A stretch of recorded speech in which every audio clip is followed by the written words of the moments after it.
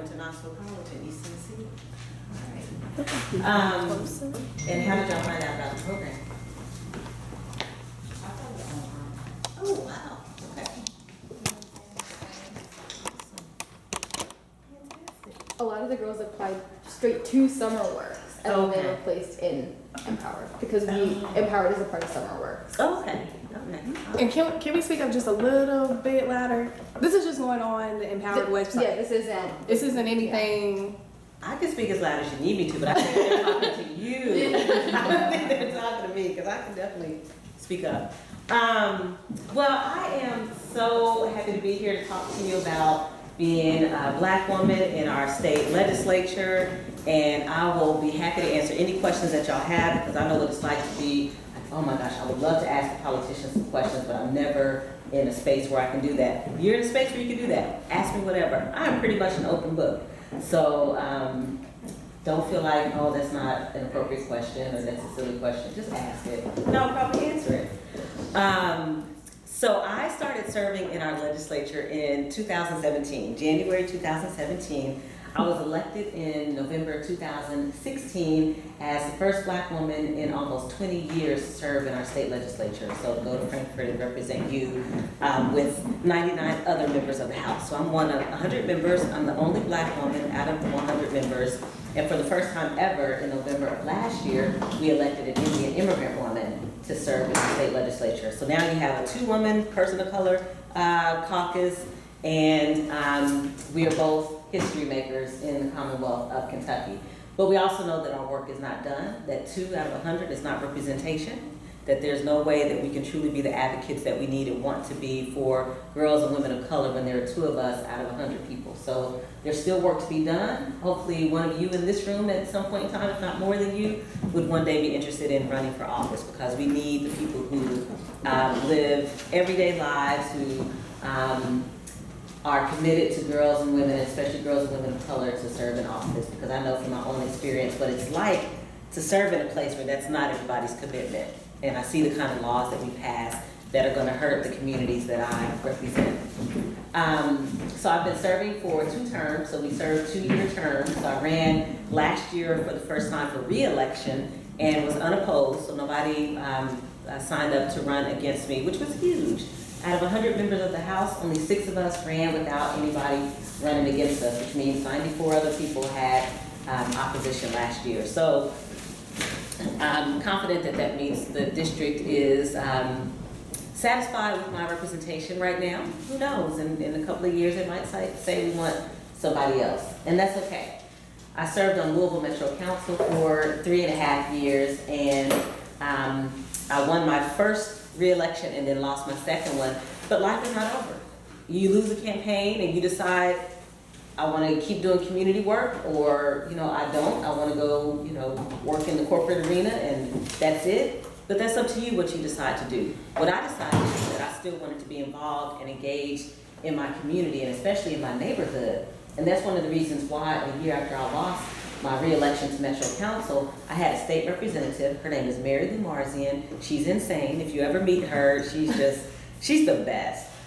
She's the woman who a couple of years ago filed a Viagra bill that was so huge that she was interviewed by the BBC, so the British Broadcasting Company interviewed her, so she went international with this bill.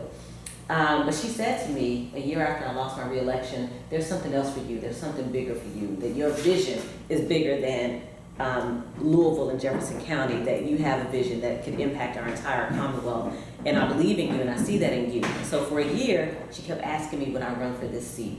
And I was like, no, I'm not running for this seat, because the guy who was in the seat was in there for 34 years. 3 with the 4 at the end, 34 years.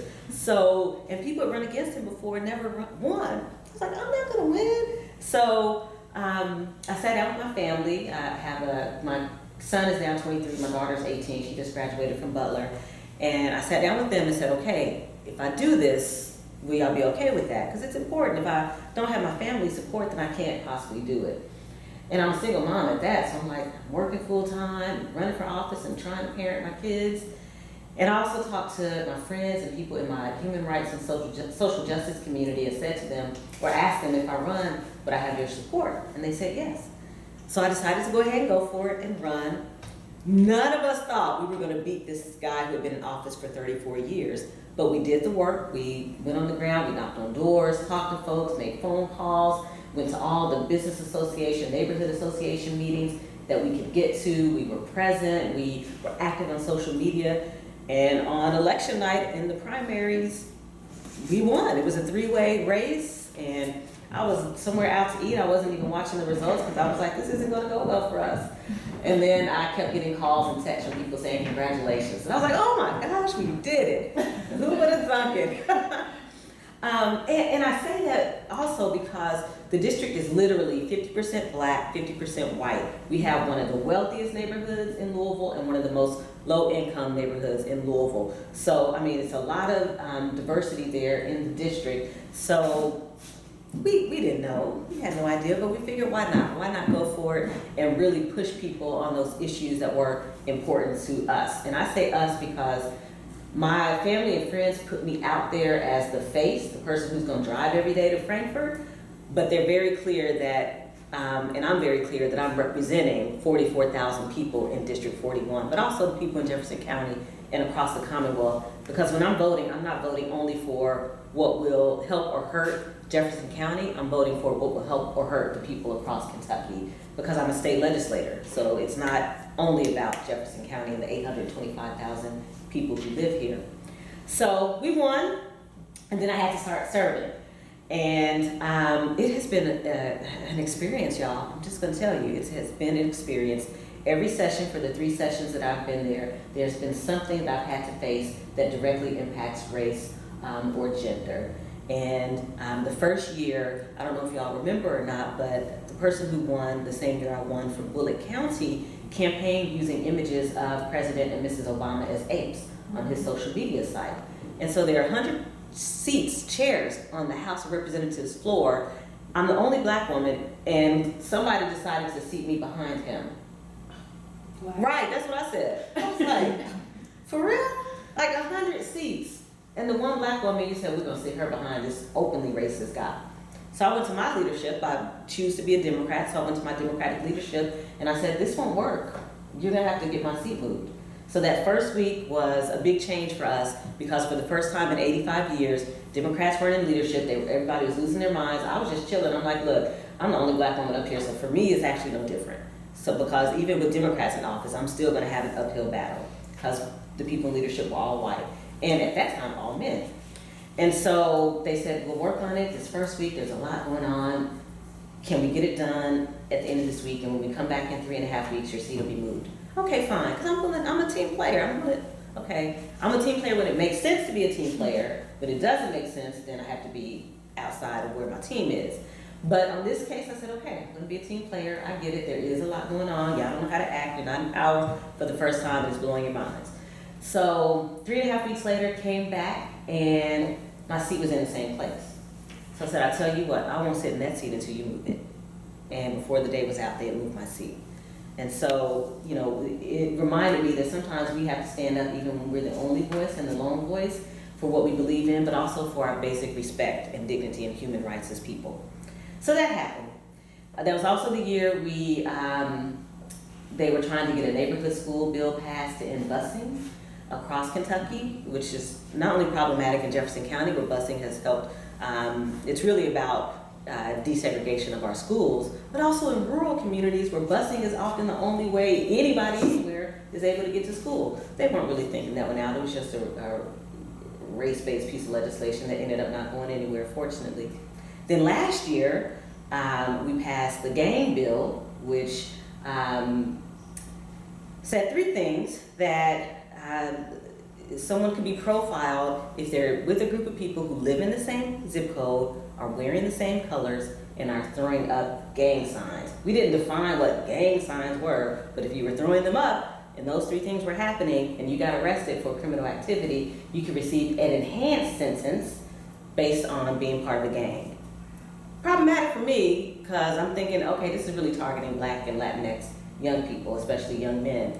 And so I voted against it. I was one of 3 who voted against it 2 years before. And then last year, after doing the work, talking to my colleagues, educating people from Appalachia and rural areas who didn't get it, we ended up having 30 people who joined us to vote against it. The bill still passed, but we still had more people, 27 more people who joined with us to vote against that bill. It was also the year that the teachers were up in Frankfurt uprising because of their pension crisis, and we were able to talk to many of the teachers to say, this is going to impact your students and your students' families. So if you really care about your students and their families, then we need you to talk to your representative and ask them to vote against it.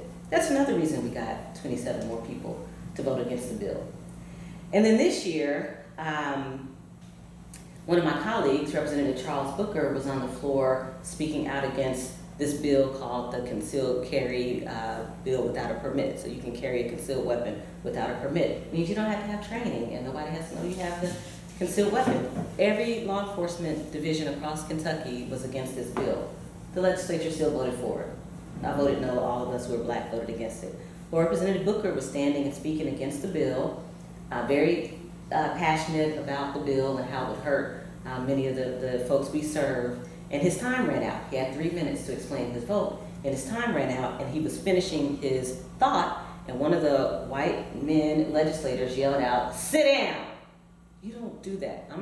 I just have to explain to you, on the House floor, there's so much decorum that if I'm standing to speak, no one else can speak and no one can interrupt me. I have my time to speak and then I sit down. You have your time, you have your time, you have your time. I can't interrupt you if you're speaking. So to yell at someone and tell them to sit down goes against everything that are part of our rules and supposed values on the House floor. And it said a lot about us as black people serving in a legislature where there are 6 black people who are members of the House out of 100, 5 black men and me, and then Representative Kulkarni, who's the only Indian immigrant ever to serve in our state legislature. So those are some of the challenges that we have to face, but I keep getting in my car and going to Frankfurt every single day when we're in session, because I believe that we can transform Kentucky to represent and reflect all of us if we do that work, put in that work. And so some of the bills, and then I'll open it up to your questions, that I've been a champion of and been the primary sponsor of are the bill this past session to remove the taxes from feminine hygiene products, because I just don't believe that we as girls and women should have an additional tax on us that men don't have. So that was one of the bills I was primary sponsor of. I was also the primary sponsor of the bill to remove the charter school legislation that says we will have unnecessary competition with our public schools. We haven't fully funded our public schools in a decade, since really 11 years, since 2008, and yet we're going to set up this unnecessary competitive system for our public schools and take away funding that already isn't there unnecessarily, but also take away accountability, because unfortunately, like our site-based decision-making councils or PTAs, you have parents and teachers who can serve on those, but for charter schools, teachers aren't allowed to serve on those schools' decision-making bodies. So the people who are with students every single day aren't in a position to help make decisions about how the schools can best function. So that was a problem for me. I was also the primary sponsor of, I was a co-sponsor of the Restoration of Voting Rights Bill to restore the right to vote to 312,000 people in Kentucky who don't have the right to vote because they have been incarcerated, but they're out. They're not incarcerated anymore, even though if you're incarcerated, I believe you should be able to vote anyway, because we're still making decisions that affect you. But if you're not there yet, if you have served your debt to society, you should be able to vote. 312,000 people in Kentucky don't have that right because it's against our Constitution, so we have to change our Kentucky Constitution. So those are some of the pieces of legislation that I've either sponsored or co-sponsored. And I also serve on the Education Committee.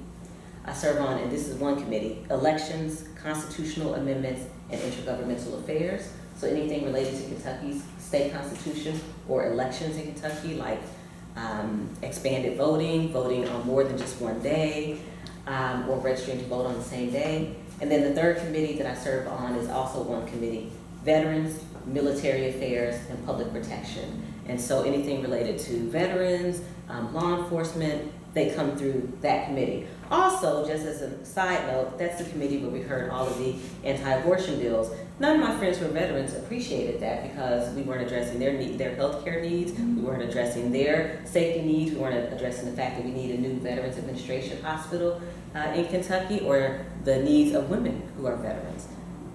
But that's, that's what white men in Frankfurt get to decide they want to do.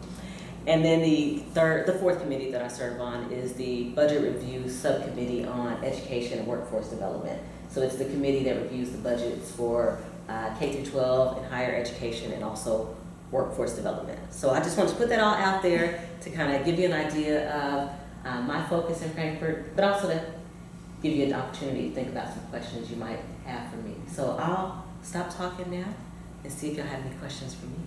And again, remember, you can ask me whatever. And we have a ton of questions. Okay. Okay, good.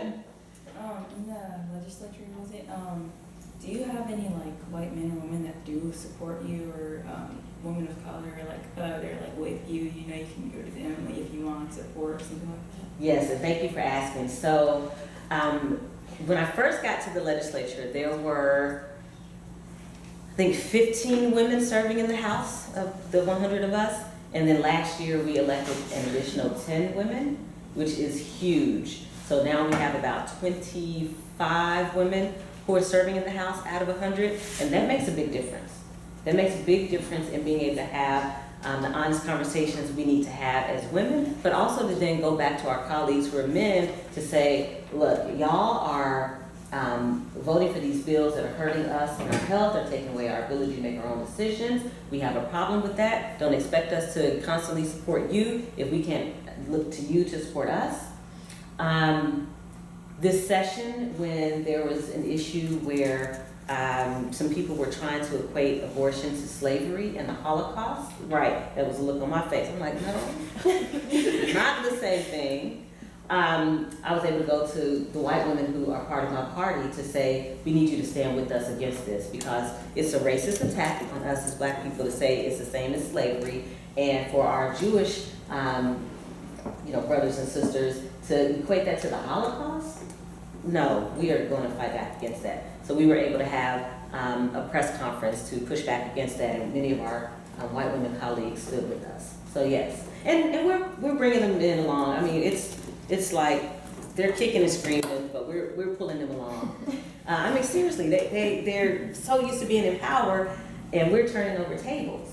So in December, for the first time ever in our Democratic caucus, we elected a black man in leadership. First time in 85 years, Democrats, the so-called progressives and liberals, had never elected a black person in our leadership. And last December, we elected because the Women's Caucus and the Black Caucus joined together to say, we demand representation. We had only had one woman ever in 85 years in leadership. We said we wanted a woman and we wanted an African American, and we got both because we joined together. But if we had tried to do it alone, just the Black Caucus pushing for black representation and just the Women's Caucus pushing for representation, it wouldn't have happened. We didn't have the numbers. We had to work together. But that's how we build power. Going back to your question, we build power when we work together and say, this is what we can do that will elevate all of us. And we got exactly what we wanted because we worked together. Appreciate that question.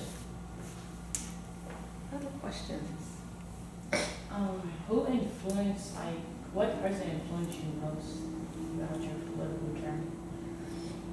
Well, the woman who served in this seat, not this seat, but the last black woman to serve in the House 20 years ago, Eleanor Jordan, is one of my political mentors. She lives in my neighborhood. When I ran for Metro Council here in Louisville, she was a huge supporter. And when I ran for this seat for state representative, she was a huge supporter. In fact, she and the other woman who had encouraged me to run, Representative Mary Lou Marzian, they wrote a letter together to the women in the district. The district is actually majority women, 62% women. So they wrote a letter to the women in the district to say, we support Attica, we think she would be fantastic for this position. Ms. Jordan said, she would be an excellent representative to follow me as the last black woman to serve in the seat. She was also the first black woman in Kentucky to ever run for Congress. That's why she left the seat, so she could run for Congress. She didn't win, but man, she gave it a good run. And it was huge to have that support. So she has been my political mentor.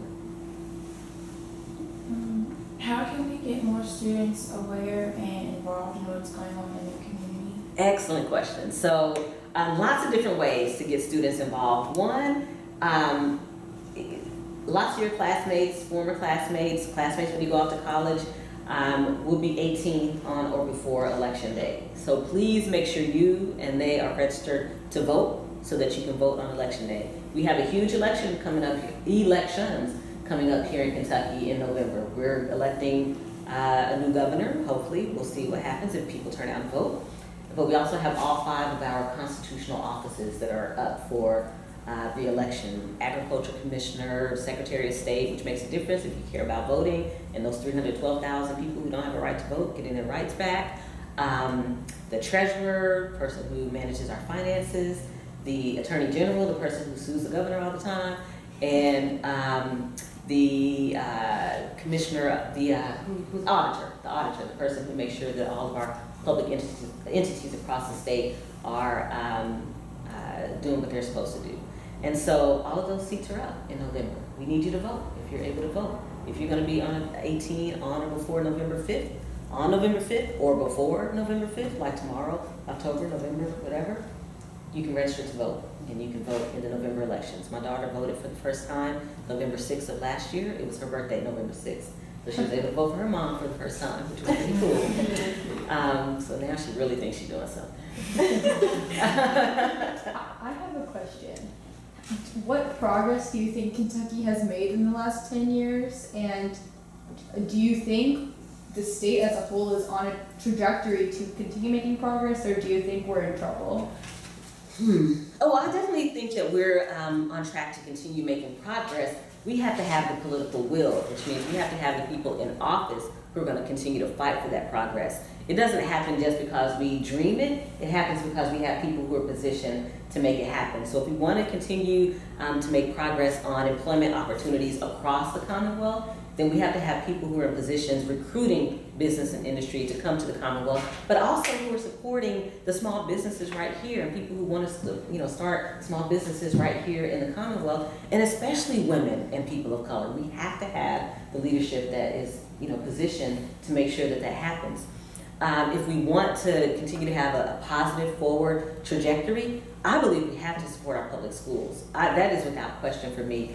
That is where most of our students are educated. In Jefferson County, we have 101,000 students in our public schools. That's the majority of our students in Jefferson County. If we aren't supporting our public schools, then we're failing our students and we're not preparing them for the leadership opportunities of the future.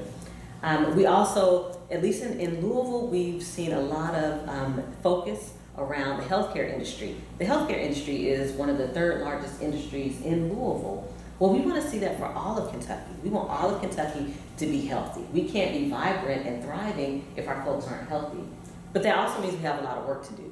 So Knox County, Martin County, you may have heard, they don't have clean drinking water. They don't have clean bathing water. It broke my heart last year to read a series in the Lexington Herald Leader about the water crisis in Martin County, and to read where a 12-year-old girl refused to go see her doctor for her regular doctor's appointment because she smelled. She couldn't take a bath. The water is that bad in Martin County that this 12-year-old girl couldn't take a bath, and so she refused to go see her doctor because she stunk. So that's a problem. We could be moving forward we could be moving forward with technology and coding, etc. But if our folks can't even drink the water that comes out of their faucet, then we still have work to do.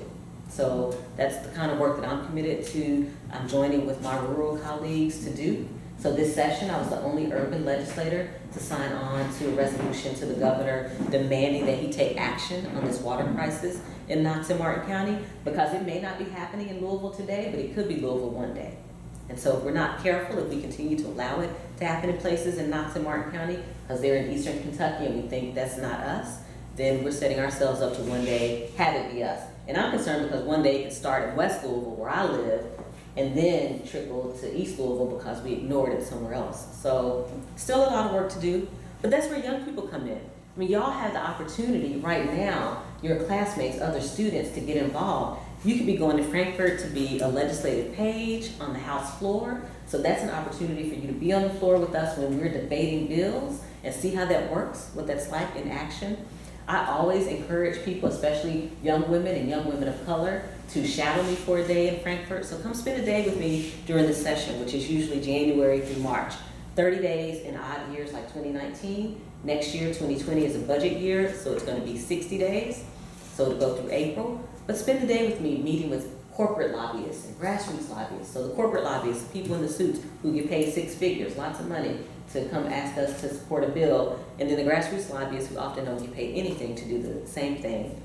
to go to committee meetings with me. So go to an education committee meeting with me and see the kind of issues we're discussing in that committee. And then to, of course, you won't be able to be on the House floor, but you'll be able to be in the House gallery to watch the session in action. So that, but I also encourage you, if you are a senior in high school or your first year in college, to think about being an intern in Frankfurt as well. So, you know, you get the opportunity to spend a semester, spring semester in Frankfurt and see it every day, what it's like for us up there.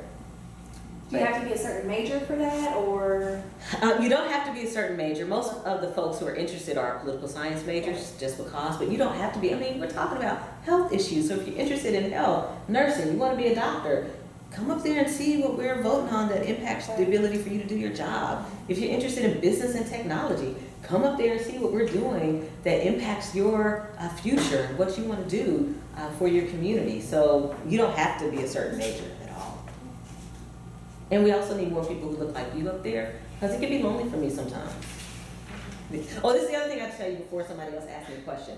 So last semester, I got so many stories because it's a hot mess up there in Frankfurt sometimes. But last semester, we have interns every semester, and I had an intern, and I've always had young women, which is great. I'm not complaining. I love it. And so one of the interns was a young black woman from the University of Louisville. She just graduated in December. And, you know, I have my hair in locks. It's natural. It blows their minds. They don't know what to do with it. People are like, can I touch your hair? No. But, so my hair was like pinned up like this, but it was starting to fall down because I had done it myself, and I'm really bad at that, and I should not have. But it was falling down. So the young black woman who's an intern was helping me put it up, and one of the white legislators walked by and said, oh, do I need to call the state police? What? Girl. Do I need to call the state police? Why? Because this young black woman is helping me with my hair. Like, what is that even about? So those are the kind of, like, we have the big and small, the micro, the macro aggressions in Frankfurt that we have to deal with every day as women of color. Representative Cook Carney was sworn in this year. This is her first session serving. And at the end of the day, I asked her if she had any pictures that she would like me to share on my social media, because she's like, I don't want to do social media. So I was like, I'll share them on mine. And she said, no one took pictures of me. And I was like, it took everything for me not to burst into tears when I was talking to her, because here's our first ever Indian immigrant woman serving in the legislature, and none of our staff took pictures of her and her family. She was in her sari, so they didn't know what to do with that. She's in her traditional dress, and they're like, we don't know what that is. And then she's got all these Indians up there, people who are from India, supporting her, and they really blew their mind because they never had that before. And they didn't take any pictures of her. So the only pictures were the pictures that I took, or other people who were family members and friends took. And that just says a lot about the kind of environment that we're serving in. But it doesn't mean that we give up. It means that we keep making the way for other people to serve, so they don't have to go through what we've been through. Other questions? Yes. Question. Do you work with Dr. Wayne Lewis at all? The Commissioner of Education? Commissioner of Education, and what has that experience been like? Do you find that he's an advocate for people that are, minorities that really need some additional help? Has it been a good experience working with him? And has it been in any way better having somebody like him there representing KDE? It's hard for me to say that it's been better, because, his whole dissertation was on charter schools. So, he's a real advocate for charter schools. So we definitely don't agree there, which is fine, because it's okay not to agree. If we all agreed, we probably wouldn't really get anywhere. We need differences in opinion to really push us and move us forward. But so he's a real advocate of charter schools, so I don't feel like that's been helpful for our public schools. Right now I have a bill that students from Moore High School asked me to file, which is a bill that would mandate the teaching of African American and Native Indian history in our public schools. He's a little, I was like, okay, students brought it to me. If you bring something to me that makes sense, I'll file it. But he's opposed to it, so that's a problem for me. It's one of those reminders that just because somebody is of the same ethnicity or race as you, doesn't mean they believe the same thing that you do. Why is he opposed to it? I'm just curious. Because he doesn't feel like it's necessary for us to teach an expanded, African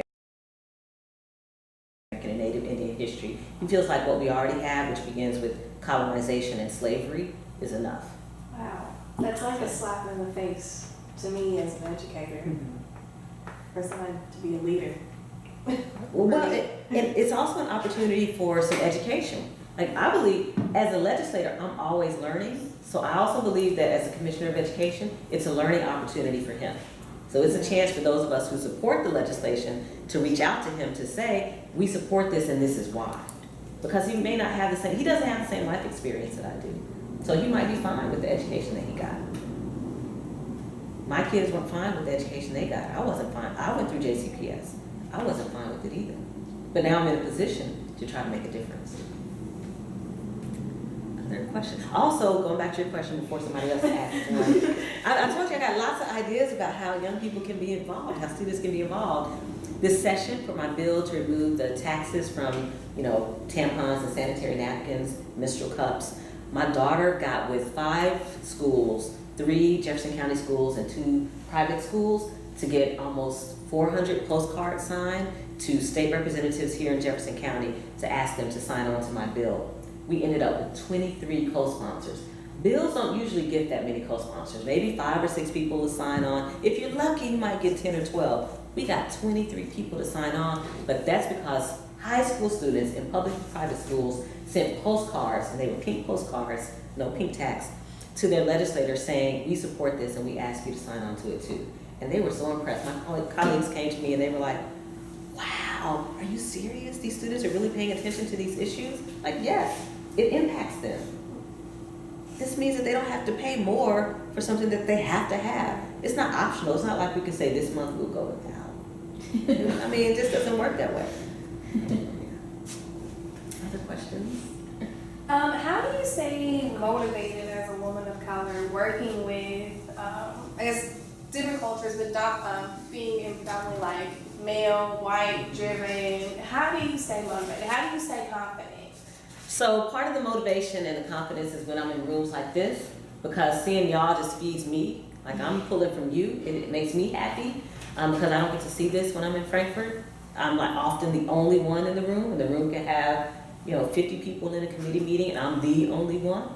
And so this is one of the ways I stay motivated. So I always try to accept the opportunities to come and speak, because I want to draw from you, but I also want to share my experience, because I want you to know that it's possible for you to do whatever it is that you want to do, and to not give up, even if you might be the only one in your room or in your field, to not give up, but to also do the work to open up the door for other people to be there with you. So that's what inspires me, that's what keeps me motivated. But also my kids, especially my daughter, because she's such an advocate and a fighter.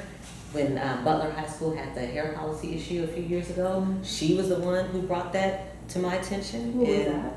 I'm sorry? What was it? Oh, good question. So 3 years ago, Butler added a new piece to their dress code policy that said that you couldn't wear your hair in locks, afros, braids, couldn't have hair dye, and boys had to have their hair cut above their ears, something like that. And so my daughter brought it to my attention, and that was a problem. And so she ended up working with her classmates, and within a week they got that policy changed. Because the boys spoke up and they were like, y'all always talk about us not having patience and discipline, but to grow our hair in locks, that's patience and discipline. That takes a lot of work. And the girls were saying things like, because their argument was that it wasn't professional. And so women like me and other professional women like Dr. Kyla Story at the University of Louisville and other women spoke up and said, well, I'm a tenured professor at the University of Louisville, or I'm a medical doctor and my hair is natural. What do you mean it's not professional? And so they ended up changing their policy after having a week of being called out about it, but also being educated about why that was a bad idea. Another example where there was a black mom who was on the school-based decision-making council who made the decision, but she was thinking from her own experience. She had braids, which was interesting, but she was thinking of her own experience, right? She didn't wear her hair naturally when she was in high school, so for her it just wasn't something she really thought deeply about. So it was a chance to do some education.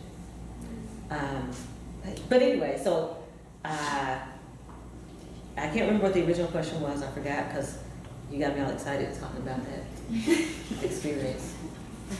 I was gonna ask you, I have two questions. Well, I was gonna ask you how you deal with all that pressure, being the only black woman there, all those white guys and stuff.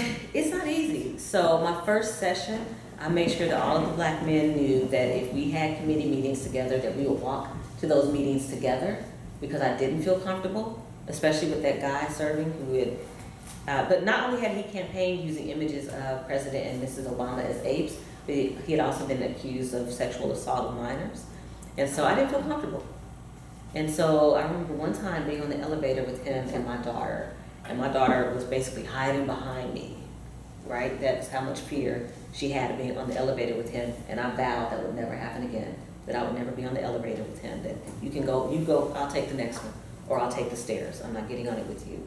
And so it means pulling together my support system. You asked about other white people and them having, being supportive of us. Well, that was my call to myself. I need to pull together my support system to say, in some of these spaces, I don't feel comfortable. So I need to make sure that I have you with me, because I'm going to be there with you, and I need to know that you're there with me. So pulling that together, coming back home from Frankfurt every day and saying to my constituents in District 41 and to folks in my social justice community, this is what I need from you in order for me to be able to stay in Frankfurt. I'm going to stand with you, but I also need you to stand with me. So if somebody attacks me, which I've definitely been attacked, I need you to be right there ready to push back.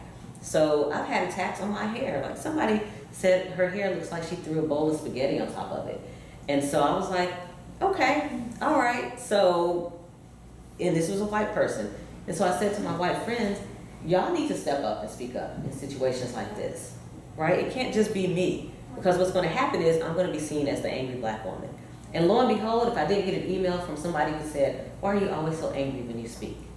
So we were in an education committee meeting talking about the neighborhood schools bill, which was the bill to end desegregation by ending busing. And the person who was presenting was a white man who said, if we don't pass this bill, then the kids in the urban areas are going to be walking up and down the street, shooting up drugs and killing people. Am I just supposed to sit there and not say something? So I'm looking around, I'm the only black person in the room. There are like 18 people on the committee, all white. Nobody said anything. So of course I spoke up. And I said, how dare you? How dare you make that statement about a place where I live and about my son and other people who look like him? And then I got an email that night from somebody who said, why are you always so angry when you speak? Well, what about it? You had nothing to say about his comment. I'm angry when I speak. But the truth of the matter is, whenever I speak in committee or on the House floor, I know I have to be measured. I know I have to speak like this. That I can't speak with a loud voice. That I can't speak with passion, because I will get that kind of label. But those white men can slam their hands on the table, throw books on the table, yell and point, and nobody ever says they're angry or out of line. They're just passionate. But I have to ask for my support, and I ask for it. And I expect it too, because I support folks. When I go to Frankfurt, I make sure I'm voting the way that people have asked me to vote. And so I go back home to the people and I say, and I need you. Other questions? Oh, my second one. Yes. Can Can we open the door? It's getting really hot in here. Oh, of course. Thank you. You got it. I was gonna ask you because I live in West Louisville, and it's like there's not really much out there for our kids. I guess we have to come like all the way out here to do something. But then they're like watching like a hawk. Like I went to the mall yesterday and they literally followed me. My mom ran the whole store. Like we were gonna steal something. And obviously that's like not fair. And I was asking, is there anything that like any plans you're talking about like fixing up West Louisville? Because it looks, compared to East, it looks like really bad down here. And I live down there, and there's a lot of, it looks rough down there. So yeah, I was just asking, is there anything going on down there about that? There's a lot. So I live in the Parkland neighborhood, and 2 weeks ago we had what's called Better Block Parkland. So we had a big celebration for a week of the Parkland neighborhood. And so that's just one step of getting people to celebrate their neighborhood and then to do something about it. And so there is actually a whole redevelopment plan for the Parkland neighborhood to bring back business and industry to the neighborhood.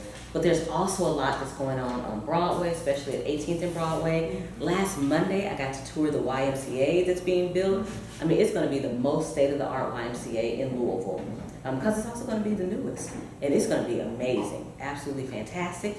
And then I also got to meet a week and a half ago with Passport Health about the site right across the street. And so they're on track to finish building that site at 18th and Broadway, bring 500 jobs to West Louisville, take that whole corner at 18th and Broadway and make it a health-focused location. They're gonna have a deli, a walking space, meeting space, so that's happening.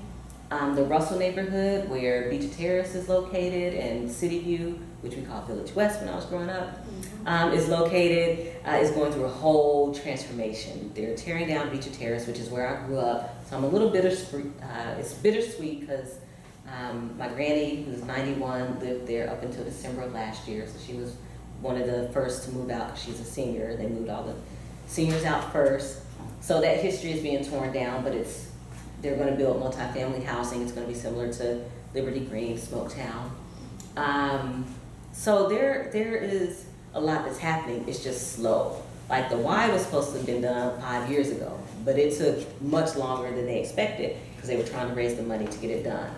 The governor has been attacking Passport Health, so they had to put on pause their development at 18th and Broadway. But it looks like now he's getting a little hand slapped to say, leave Passport Health alone. They're trying to provide health insurance for people.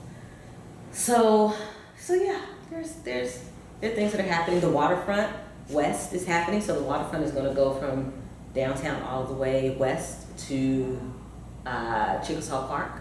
So that's in the works. That's happening. So you'll be able to ride your bike or walk all the way from Chickasaw Park to the waterfront downtown. So yeah. Do you think that, we talk a lot about like gentrification. Do you think that that's going to be a huge issue for West Louisville? Do you think that, I guess the people who are still there right now, or do you think they're going to be impacted heavily? It's going to be a huge issue. I mean, we see what's happening with Portland, and the developer who did Nulu trying to do that in Portland, and the people of Portland have pushed back. Yeah. They're like, we are not moving out.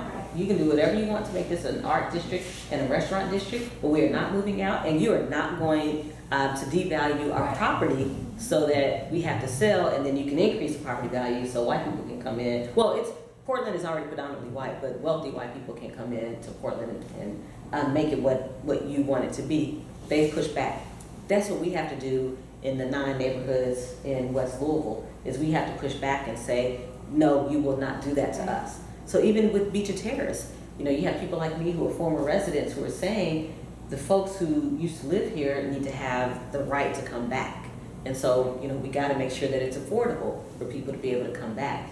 And that, businesses that we want to develop with this racial transformation need to be owned by Black people. Like, they need to have the first opportunity to be able to own businesses in this new development. So it means that people have to push back, and they are so far, but that doesn't mean there still won't be some gentrification. The other piece that's connected to that is the census. So 2020 will be a census year where we got to make sure we fill out the census. The census happens every 10 years to count the number and kinds of people who live in an area to make sure we can get enough funding if there's a population increase. And also to make sure we have adequate representation. So it's important. In 2020, next year, y'all get that census filled out. If you're on a college campus, make sure you fill it out. Make sure your family fills it out if you're still in high school, because that will make a difference. If we don't fill it out and we make it look like we've lost population in West Louisville, that's going to affect funding and representation.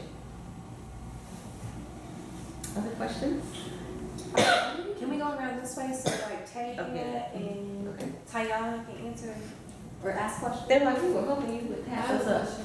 How do you de-stress from like Oh, good question.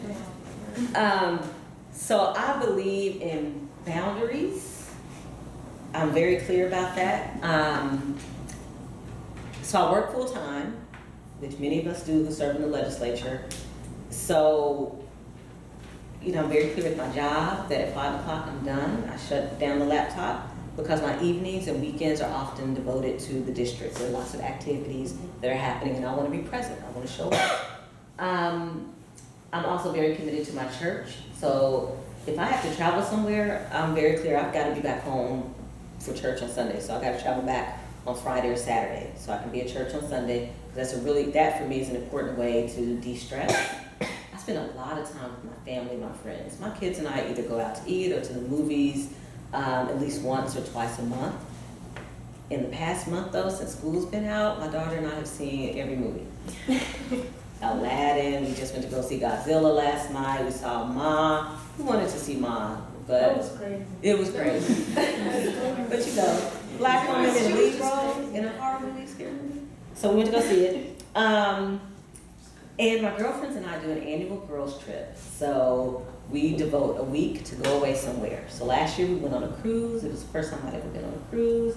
This year we're going to Canada for this big carnival. I can't remember the name of it, but Rihanna goes to the one in Brazil, so we're going to the one in Toronto. So yeah, I believe in taking care of myself. My health comes first. I walk the bridge a lot, and I invite my constituents to walk the bridge with me. So I post up on my social media and I say, if you want to walk and talk, if you want to do a meeting, let's walk and talk on the bridge. We don't have to go to eat somewhere at a restaurant, although I love to eat. Please don't think I'm not saying I don't love to eat. I'm just saying, if you want to meet, let's go walk on the bridge and talk. So people will take me up on it. Some people are like, are you serious? I'm like, yeah, I'm serious. And so,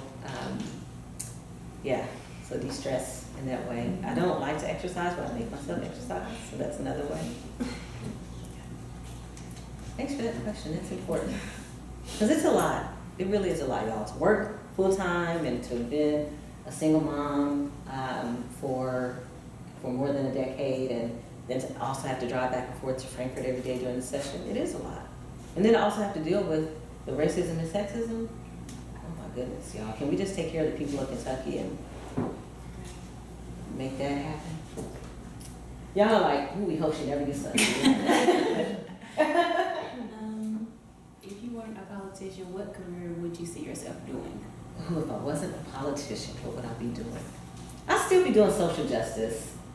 I mean, I was at Jobs with Justice as the coordinator for 7.5 years, and that work was all about protesting with labor unions that were on strike, supporting workers who wanted to form a union, immigrant worker justice, healthcare for everybody. So I would still be doing that.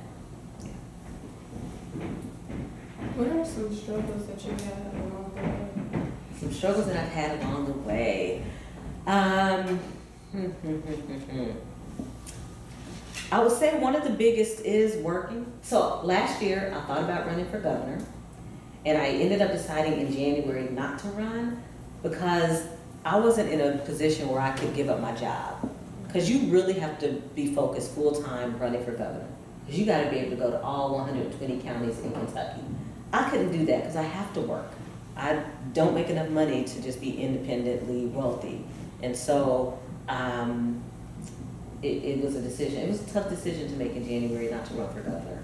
That would have been huge for Kentucky, but it just wasn't possible. Do you think you will at some point? If I don't run for governor, I may run for a different higher office, but Like the U.S. House? may possibly. Okay. I'm getting a lot of encouragement, so it's possible. And then I'll be calling on you all to knock on doors and make phone calls with me. You asked a question though. So I'll ask another one. Okay. This is a strange question. No. Because I don't really know that. I don't really I'm not too much into politics. But what is a regular session like? Going in from work, so you're going into work to leaving work. Good question. So, a day in the life of a legislator, that's why I invite y'all to come hang out with me for a day.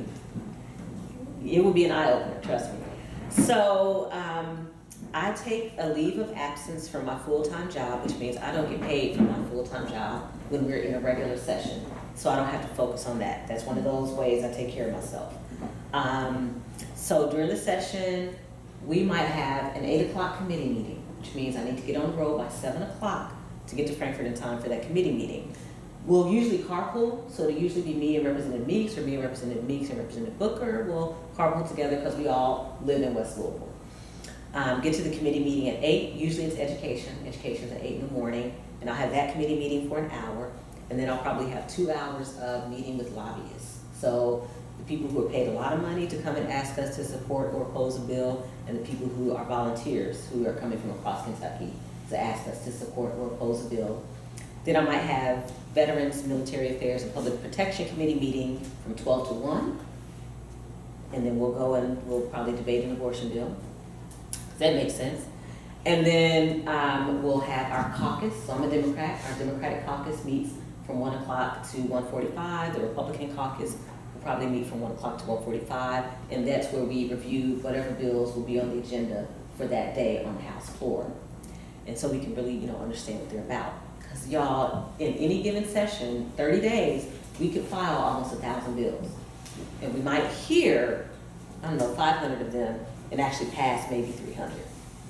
So it's wild. And then we go on the House floor at 2 o'clock. The Senate goes to the Senate floor at 2 o'clock. And we could be there till almost midnight, debating bills. Or we could be there till 5 o'clock, because there's a UK game that night, and folks want to go to the game. It just depends. Or we don't have that much on the agenda, because it's the beginning of the session, so we don't have too much to debate. So it just depends.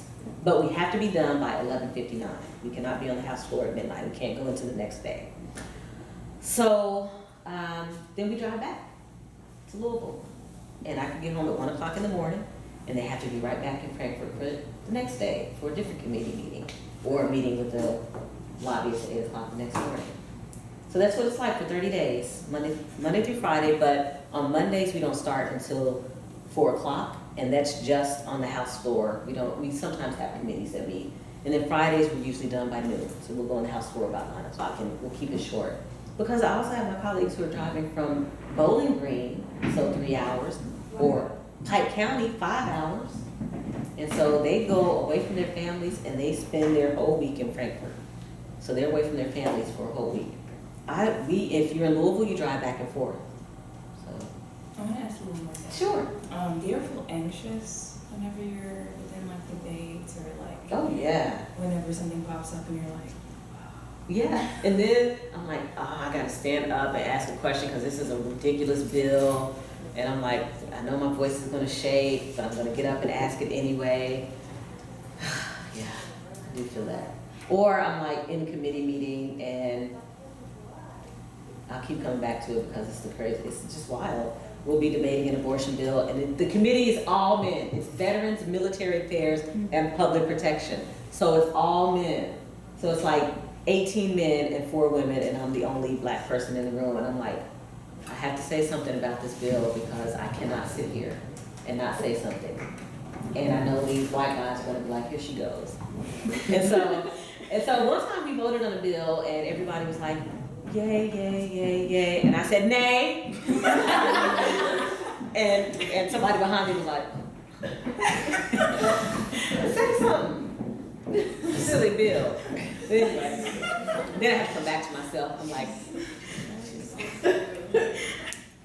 other questions? Everybody's got to ask a question apparently, so. It's up to you and your time. It's 10:12 right now, Okay. just so you know. Okay, thank you. Do you get a lot of breaks from politics? No. I feel like I eat, sleep, drink, wake up, go back to sleep, go to church, and it's politics. People at church would be like, what about this bill? And blah, blah, blah, blah, blah. And I'm like, Lord have mercy, amen, praise Jesus. But yeah, I don't get a break. But I really enjoy politics. But if I did enjoy it, it would be really rough emotionally and mentally. Because I do have some of my colleagues who it's really rough on them. Like, they not having that break has taken its toll, but I like politics. I also have learned over the years how to compartmentalize things, how to not take so much personally, and to remember that, my life experience is different. So I can't be angry at somebody who just doesn't get it, and I have to keep doing the work to try to help educate them. So never get a break, ever.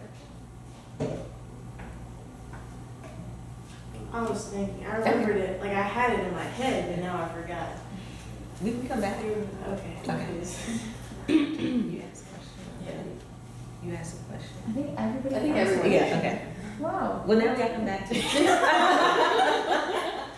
I was going to ask, you started talking about it earlier, and I had read something about you running for governor. I was gonna ask why you didn't do it, because what I saw was like there's a lot of support from a lot of people, and they were really surprised or real sad that you didn't actually run for governor. That was gonna be my question, but another question came up from that.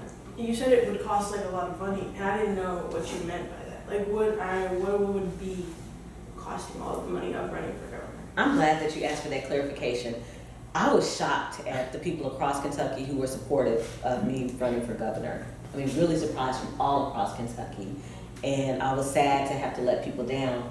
But the cost is personal and it's also professional. So the personal cost is, I couldn't, there's no way I could have worked full time. I couldn't have worked 8 a.m. to 5 p.m. Monday through Friday and run for governor. There's no way I could get to all 120 counties in Kentucky with that kind of schedule. It just wouldn't be possible. The folks who did run for governor and who are still running for governor have very flexible schedules. They already work for us. The Attorney General and the governor already work for us. So that's what they do anyway every day, right, is go out and promote themselves. The other people who were running in the primary were either retired or independently wealthy, own their own businesses, so answer to themselves. So that was tough personally. Professionally, to run for governor, at a minimum, you have to raise at least $1 million. Right. So I probably could have come very close. That means that I would have had twice as many volunteers as everybody else to go across Kentucky and talk to folks and knock on doors, twice as many people to make phone calls. We probably could have done it, but I couldn't have not worked my full-time job and done it. So it just wasn't possible. Yeah. I appreciate that question. Well, if y'all don't have any other questions, I appreciate you so much. Y'all been fantastic. I love the questions. Yes. This is more of a personal question. Sure. There's a lot of, as you know, like Alabama and like, I don't know if you know it, but Alabama and like certain places like Georgia have been passing abortion laws for not being anti-abortion laws. Why do you think it is that there's like so many laws coming back from where we've came? Like all of the women who fought for, anti-abortion, and why do you think it's now that these people are deciding, hey, we should push more laws for pro-choice? I believe we're going backwards on a lot of issues and in a lot of fronts. I think that a lot of people want to immediately blame the person who's currently in the White House, but he's a symptom of what's already been going on across the country. He is not the reason why it's happening. He's a symptom of it.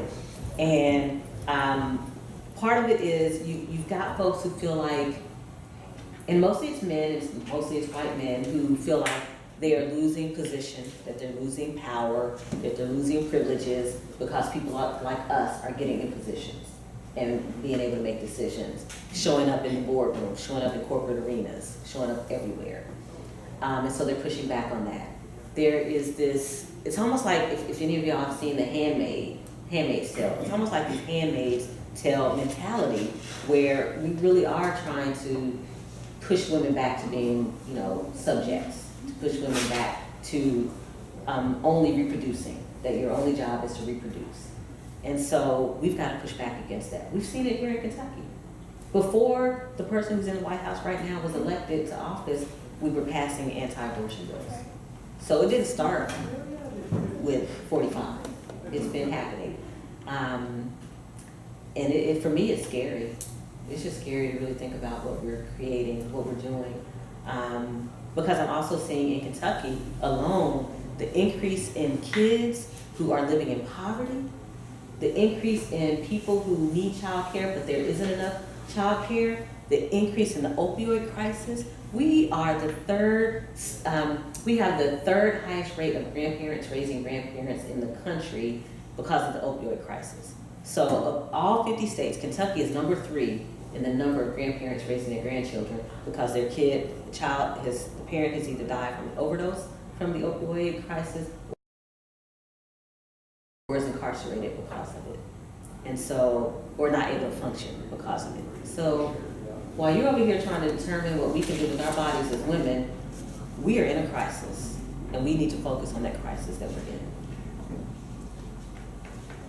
We also need people in office who have different life experiences. I can't say that enough. And we need more women in office, because we won't have this pushback, and not just women, but women who believe that women can actually make their own choices.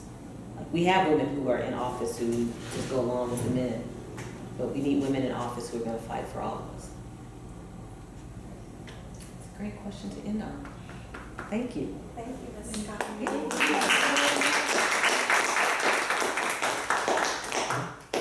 Okay. If anybody else has any closing thoughts, if not, can we do a group picture? Sure. Okay.